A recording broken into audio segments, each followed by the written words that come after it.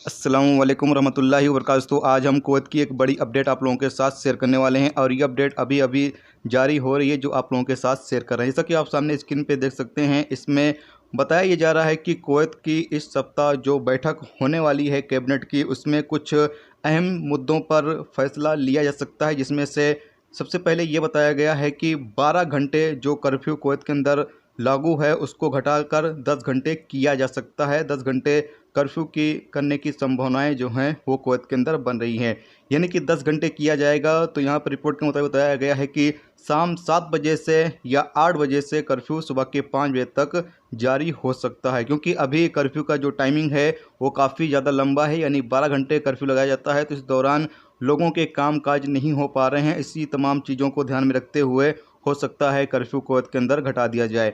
जबकि आगे ये बताया गया है कि 8 अप्रैल से हो सकता है कर्फ्यू कुवैत के अंदर समाप्त भी कर दिया जाए, यानी रमज़ान से पहले कर्फ्यू जो है वो ख़त्म भी किया जा सकता है। इस पर भी विचार चल रहा है।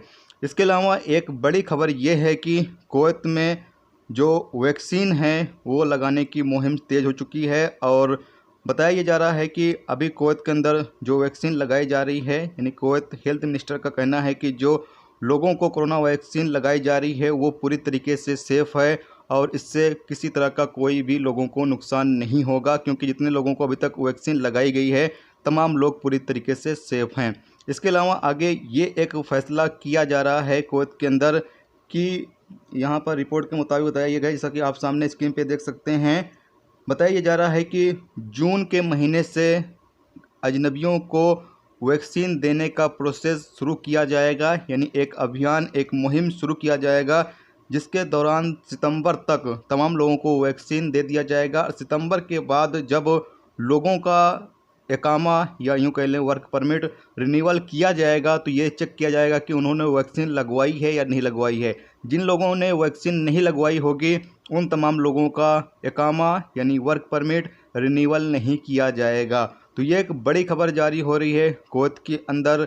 जो लोग कुवैत के अंदर हैं प्रवासी, वो तमाम लोग रजिस्टर्ड कर लें और वैक्सीन लगवा लें, क्योंकि अगर आप वैक्सीन नहीं लगवाते हो तो सितंबर के बाद आपका इकामा वर्क परमिट रिन्यूअल नहीं किया जाएगा।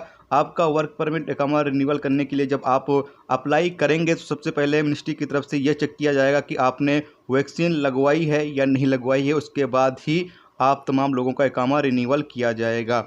रिपोर्ट मैंने आपको सामने पेश कर दिया है, आप लोग देख सकते हैं स्क्रीन पर। इसके अलावा कुवैत में अभी कोरोना वायरस के केस, जैसा कि आप लोगों को पता है कि बढ़ रहे हैं, फिर भी कुवैत मिनिस्ट्री की तरफ से हो सकता है ये फैसला लिया जा सकता है कि कर्फ्यू की जो टाइमिंग है वो कम कर दी जाए, ताकि लोगों का कामकाज जो है वो थोड़ा बेहतर तरीके से हो सके। तो ये कुछ खबरें जारी हो रही थी जो आप लोगों के साथ शेयर कर दिया जाए। उम्मीद करते हैं ये वीडियो आपको पसंद आई होगी। पसंद आई लाइक और शेयर जरूर करें। चैनल पर नए हो चैनल को सब्सक्राइब कर लें, क्योंकि यहाँ पर आपको कुवैत के हवाले से जो भी ताज़ा तरीन अपडेट और ताज़ा तरीन मालूमात होगी वो आप दोस्तों के साथ शेयर की जाती रहेगी। चलिए फिर मिलते हैं नेक्स्ट वीडियो में नेक्स्ट टॉपिक के साथ। जब तक कि अपना ख्याल रखें। खुदा हाफिज़।